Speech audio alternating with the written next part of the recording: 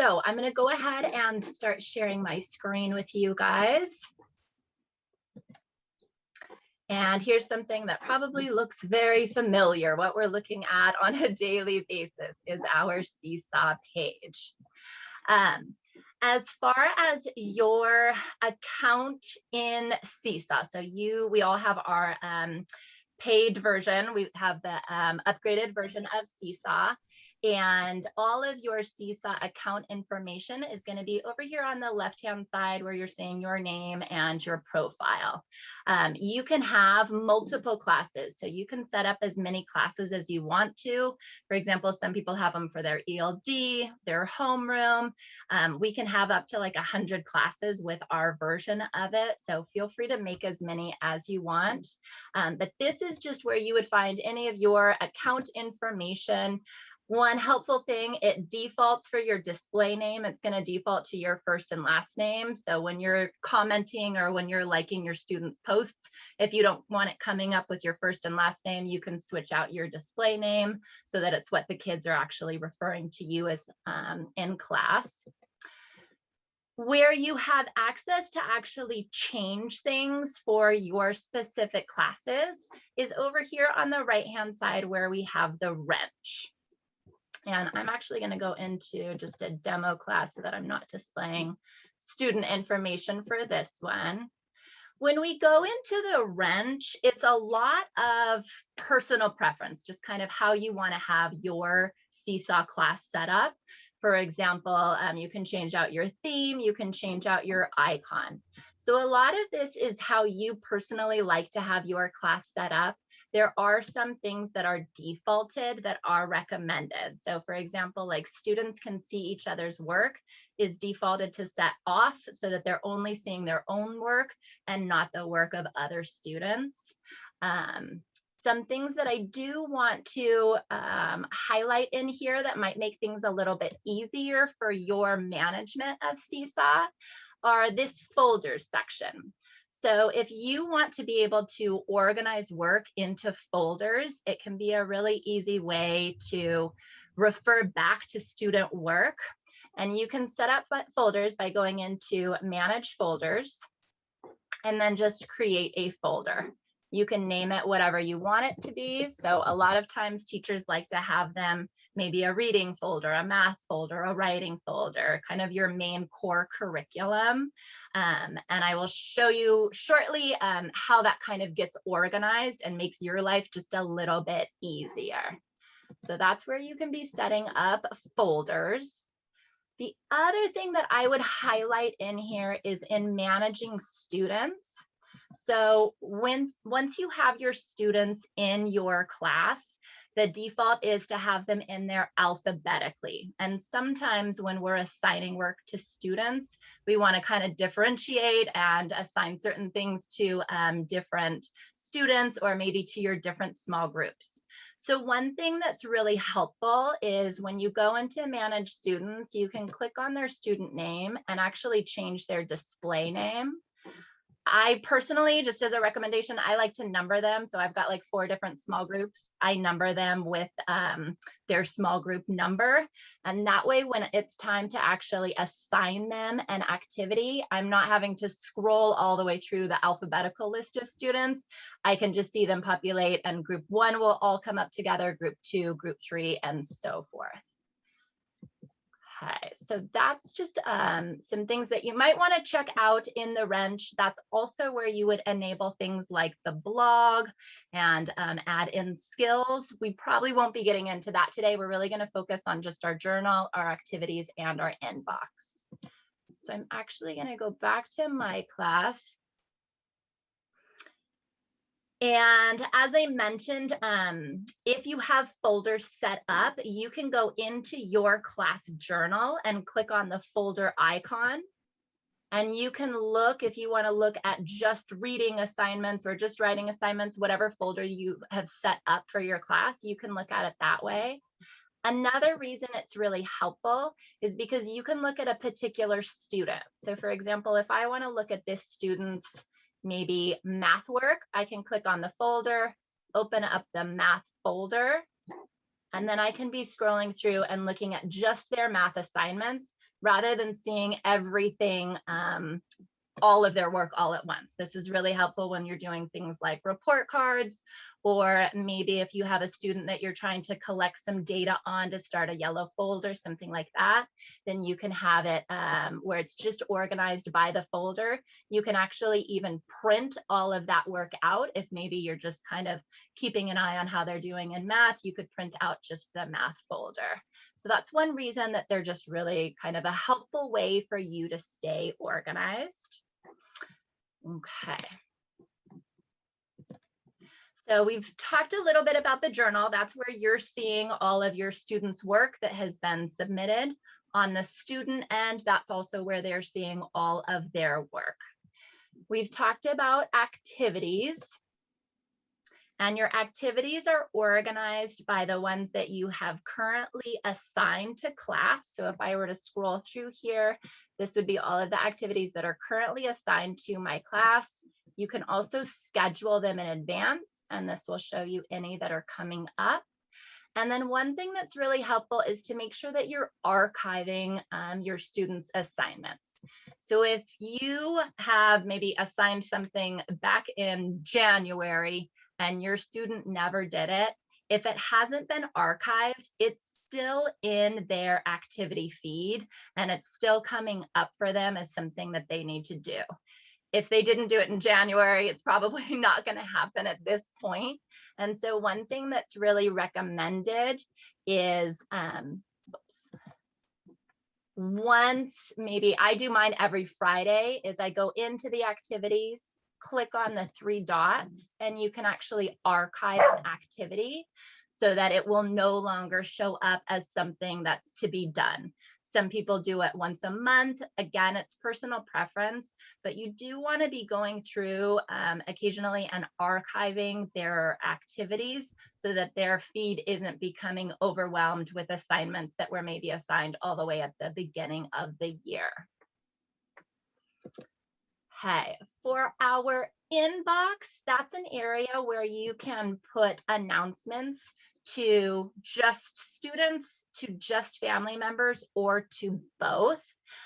A recommendation is to try and keep your inbox pretty minimal. So you'll see that the only things in here are kind of the daily schedule, links to like the VAPA STEM teacher, and then a link for our class meetings that they would access every day.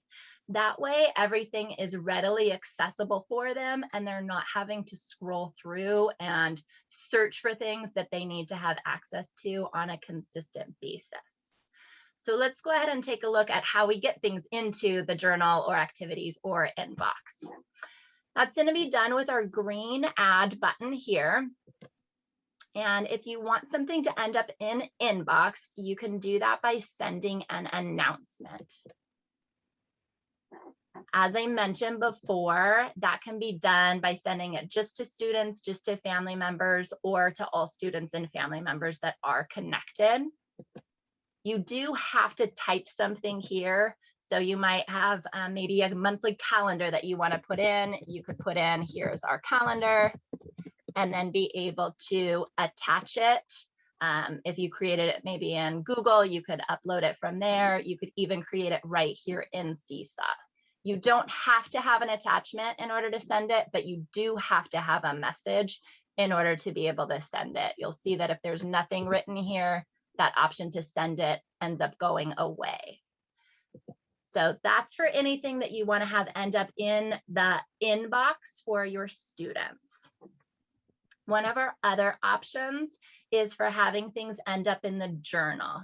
Now, I mentioned that the journal is where all of their work that they've completed will show up, but you can actually post other things directly to the journal.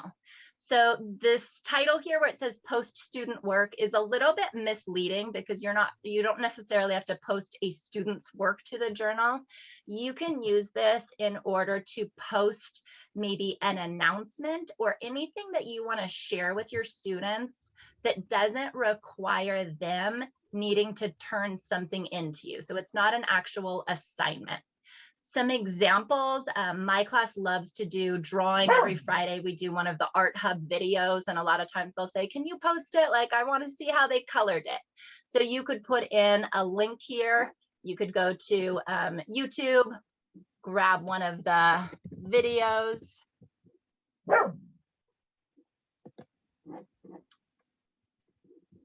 And we can do Control-C in order to copy it, and then Control-V in order to add that in.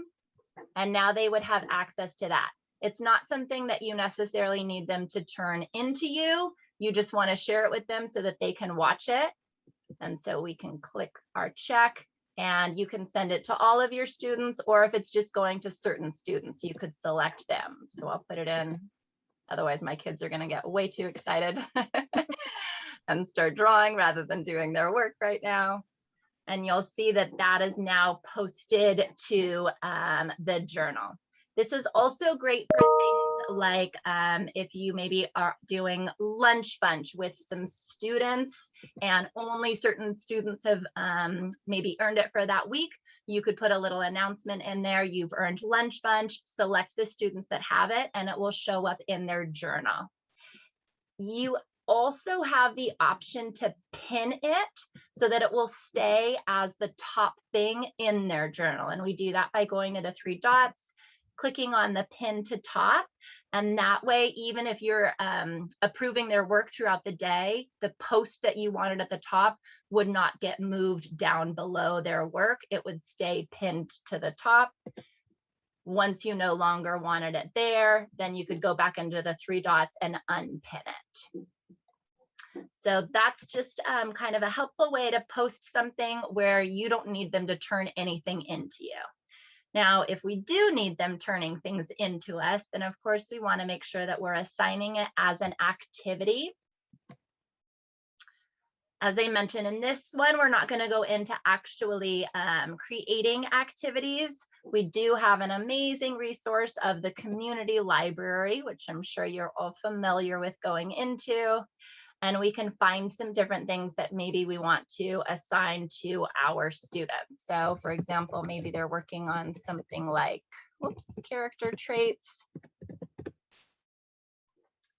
We can go in and search for something that we want to assign. Once you click on it, you've decided, you know what, this is something I like for my class. I want to assign this to them. You can automatically just assign it to them. But sometimes we want to be able to have that option to maybe add a little something or edit it in some way. If you don't click on the heart, when you click on the 3 dots, your only options are to either print it or share it. If you click on the heart, you now have a lot more options when you click on the 3 dots. At this point, I can now copy and edit this activity. And so, for example, here, they didn't have any voice instructions. I could now add in my voice, or if maybe someone had voice instructions and I want it to be my own voice recording to them, I could do that here. I can also go into the template. And maybe I want to add some more things in. Whoops. I love that it starts with the pen. I can't tell you how many blue dots I've created all over my work because of that. So if it's something that they've created in Seesaw, you can go in and you can make some changes to it. If it's something that they have uploaded maybe from Google Drive, then you wouldn't have that option to go in and make changes. But you could definitely add in, there's now a voice tool. So you could go in and add some voice instructions. And maybe say today you're going to describe your characters, write the character trait you would use to describe them, and give some evidence. Click that check. And now when your kids go in, they have that additional support of maybe being able to listen to the directions. So it's nice to just be able to take all the hard work someone else has done, but kind of tweak it and edit it a little bit in order to maybe give some additional supports for your students. Once you're ready to assign it, you'll click that check. You can save it. and then it's going to be in your library for you to be able to assign to your class. As I mentioned, when we talked at the very beginning back with that wrench where you could manage your students, when I go into assign this to my students, this is where those numbers come in really helpful. If I just want to assign it to all students, that's easy, but maybe this is only going to maybe my group, small group 2. So you'll see that all of small group 2 is coming up here in order. I can quickly check on their names, assign it to them. I can also select what folder I want it to go into. So maybe this was a reading assignment. You also have the option to assign skills to it. We're not going to do that at this point. And then click the green check. You have the option of assigning it immediately or of scheduling it for a later date. So you have the option to, you can basically have all of your assignments set up for the whole week. I've yet to get that organized yet, but it's definitely one of my goals. So that is a very fast kind of run through of some of the basics of Seesaw and how you can really utilize the journal, the activities, the folders, and the inbox so that it's manageable for you and so that it's not getting overwhelming in the stream for your students. I did manage to save a few minutes for some questions. So if you have any questions, or I know we've got some awesome experts in here, if you've got ideas that you would like to share out as well, that's also welcome. I'll check the chat box. Oh, good. I'm glad that, yeah, archiving assignments really makes it nice for the kids. I know I kind of get very overwhelmed and if I haven't been checking my assignments all day and suddenly you've got that little red bubble of like 50 assignments to approve in Seesaw. So that's kind of what it feels like, I imagine, for the students when they have all of those assignments that have not been completed yet. Any questions that I can address for anyone? I do, Katie. I saw on there on the main menu, it had a blog. What would that be? Is that like a stream different than an announcement? Yeah, great question. So the blog is an area, remember when we looked at the wrench, the way you want it set up is where your students are only seeing their own work and they're not seeing the work of other students. The blog can be a really fun way for them to actually be able to see work Share work. classmates are doing. So you do have to enable your blog and you do that with the wrench. So in this class, I think I've already, I've got it green, so it's already enabled and the students can post to the blog. And this is a spot where I allow them to put things that isn't necessarily academic work, but they might, she had gotten some crystals and wanted to teach us about the crystals that she had. So the kids can choose different things. Some of them, we were making water conservation posters. So they were adding things like that to the blog. And this is something where they can all see one another's work. So it's not something you want to put academic things, but definitely things that they want to share out with one another. It's a great way of like building community. They can comment on one another's work. They can like it. It automatically has to be approved by you as the teacher. There's no way to turn that default off, but it is just a really nice way for the kids to kind of practice. It's almost like practicing for social media on like how to make comments to one another, how to do it in a respectful manner. So yeah, the blog is something you can enable by going into the wrench. And then you can choose whether or not families have access to it or not. In the student version, they will see the blog come up on their end. For any parents that are joined in your class, it won't show up on the family account. The blog creates like a public website and you can give them the link to view it that way. Other questions? All right, well, it is 12:34, so you've got a little bit of time to select your next session. Starts, this one ends at 12:35, and then you've got a 5-minute break so that you can get into your next class. thank you guys so much for joining me. And hopefully you're walking away with one or two little nuggets of information to help you with Seesaw.